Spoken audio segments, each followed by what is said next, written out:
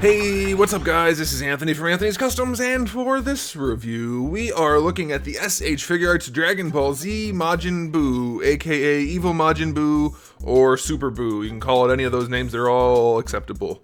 This is the tall, skinny one, and that's not the head that's supposed to be on him, but I think it looks funny, so I did it, and I'm a 9-year-old, so I can't help myself. But I do happen to really like this figure. Personally and objectively, it does a lot of things really well, guys. It's easily one of the better releases that we've had recently, and maybe at all. They did a really good job with this figure, so you're definitely going to want to stick around to see all the good stuff. There is some bad stuff. Don't be worried. We have stuff to talk about. So let's go ahead and get him off the stand and take a closer look. This guy stands to the top of his head about 7 3/4 inches to the top of his noodle thing.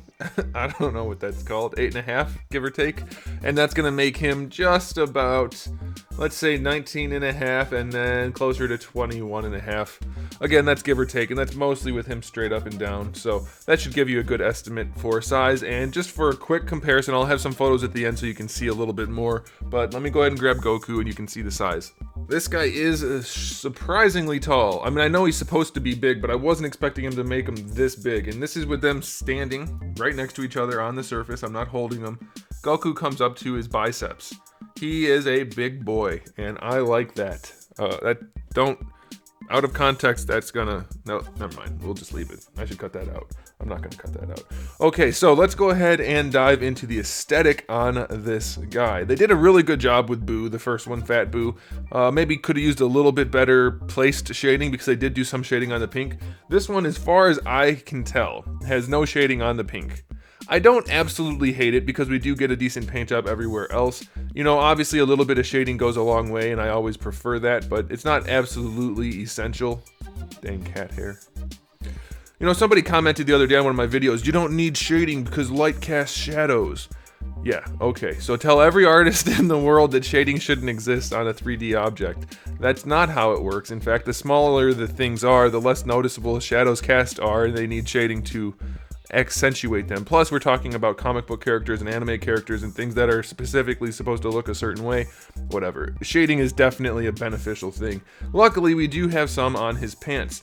Is it the most directed shading I've ever seen? No. It's kind of where it goes, you know? It's kind of where it belongs, but it's also on the high pieces and the low pieces, so it's good enough to kind of imply shading, but it's relatively splotchy and definitely could be better. Luckily, the paint for the gold and the black is very clean on the wrists and on the belt. Same thing down here for the boots, that's nice. And then they painted all of his spots pretty well. Some of them are a little less opaque than is probably accurate, but it's okay. And then the face looks pretty nice. I like the way they did the mouth. I wouldn't mind if it was a little bit deeper set into the head because it's relatively shallow in terms of the opening, but it still looks really good. It's clean. The eyes are nice. So aesthetic wise, also we should probably talk about the sculpt, not just the paint. I think it's pretty good. There are a couple issues. The knees are definitely in the right direction. They could be better. There are some ways to do it. I've showed you how to make these better by looking at the Figuarts, some of the Figuarts kits, or like the Playarts Kayabuki, or the Variable Action Heroes Usopp. There's ways to do baggy pants. This is not the best way, but it's definitely passable. We'll get to that in the articulation. The crotch, I don't think it looks as cut up as it could, so I think that's okay. Some people are complaining about the ugliness of the butterfly joint when it's straight or when it's used. Well, you know, it's an action figure. Do you want it to be able to pose or do you not? You have to have some sacrifice. So I'm not worried about that personally. I think it's all okay.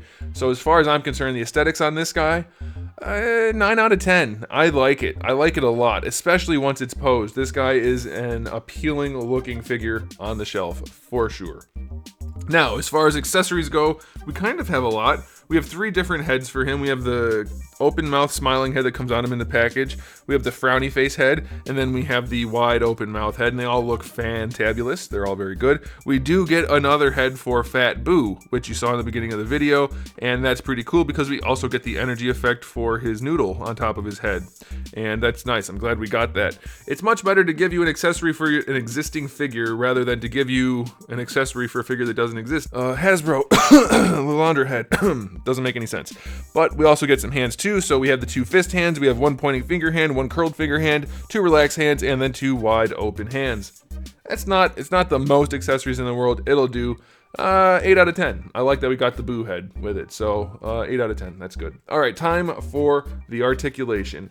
And boy, oh boy, am I happy to tell you, this is a momentous occasion. Look at the head. I'm just going to show you first. Look at that. What do you think is allowing the head to pose like that? Is it a ball hinge? Could it be a ball hinge? No, it couldn't be a ball hinge. It is a double ball peg. It's like they listened. I don't think they did because it's probably not going to stay. I have a hunch it's going to go back to being ball hinges on other figures. But holy crap, how can they do this on this figure? See how well it works. And if they do go back, it's going to be sad. But oh my gosh, look at it. I mean, there's a ball peg for the neck, which is nice, but a double ball peg for the head. You just have free range. You can do whatever you freaking want. It looks good. It poses well. There's never a reason to not use a ball peg or a double ball peg. Single ball peg can work if you do it right, but a double ball peg is best. And this is perfect proof. It is exactly what it should be. And this guy's got a big fat neck and a little tiny head, so it's even harder. And it still works wonderfully. Look at it, up, down, sideways. Oh my gosh, that's exactly how it needs to always be. Always. It's so good. Okay, let's move on to the shoulders. We do have that butterfly joint.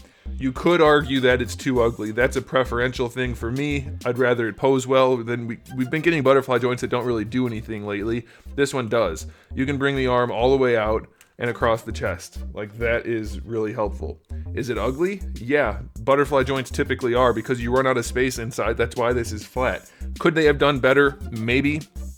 I mean, there's only so much you can do when you're trying to move plastic against plastic. You have to make concessions.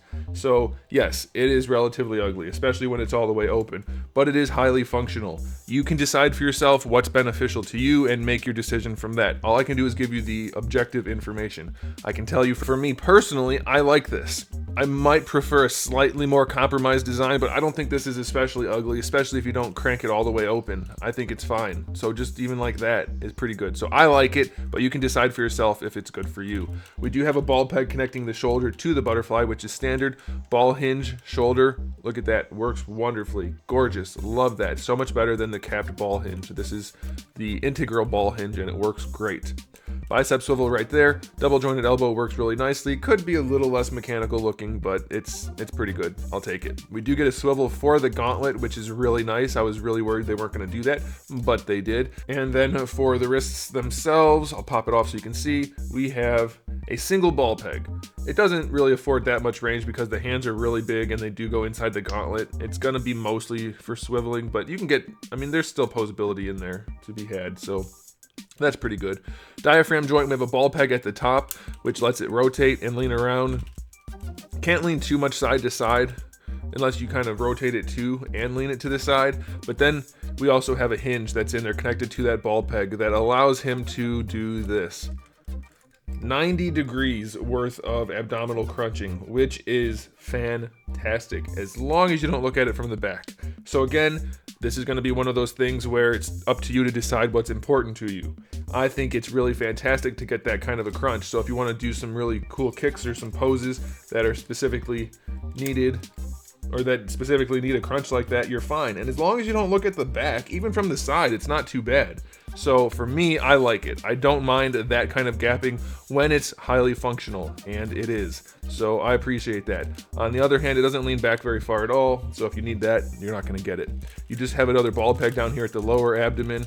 It's essentially just another minor swivel. So it's not the best we've ever seen out of any figure ever, but it's really solid and I like it. And I don't think it looks as segmented as some people are saying it does. I think it looks okay. For the hips, we have a swivel that goes all the way back, and based on the shape of the belt, you actually get better range going back than forward, but it's still really good range, so that's fine. Going out to the side is almost unencumbered, almost full splits. We do get some weird chunking going on down here. I'm not sure why they did it that way. They could have easily just sculpted that more smooth. So that's a little bit weird, but once he's posed, like unless you pose him just like this, you're not going to see it too much. It is a little bit weird. Like, this is the same type of design they did for the Figuarts Chun-Li, only they didn't implement it very well, because you still get gapping and big... His balls are hanging down. So, yeah, that's a little bit weird. But, yeah, I mean... It could definitely be better. It is functional, but that's a little bit aesthetically weird. We do have thigh swivels in there, which work nicely. And then the knees, a double jointed knee, which gives you 90 degrees. And it's still fairly okay looking, but it's still not great. I don't know why they're having so much trouble working this out. They've already got it on their Figurized model kits. Just do it in plastic, soft plastic. It'll be fine. But they have it. It's fine, but it's not especially good.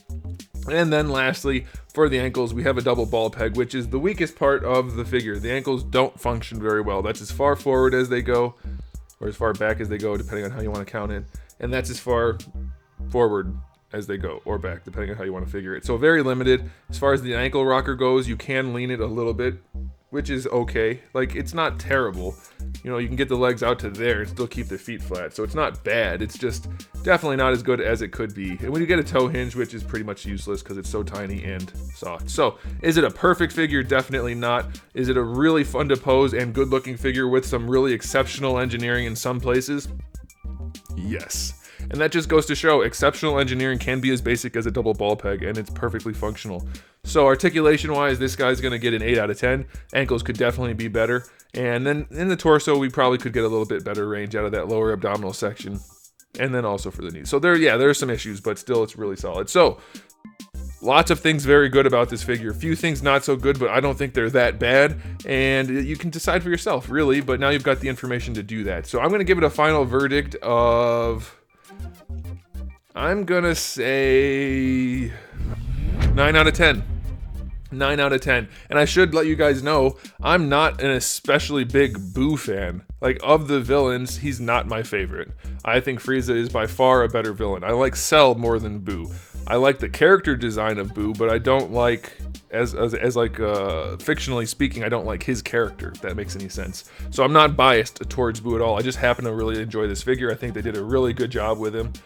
And I think you guys are going to like him too. So that'll do it, guys. If you like Dragon Ball figure reviews, I've got a whole bunch of them. I've got a whole playlist. And if you just like other figure reviews, I've got thousands of them on the channel. So make sure you check those out. And if you're not yet subscribed, you might want to do so, because I do have new videos out just about every single day. So make sure you come back for all of that. And in the meantime, keep collecting.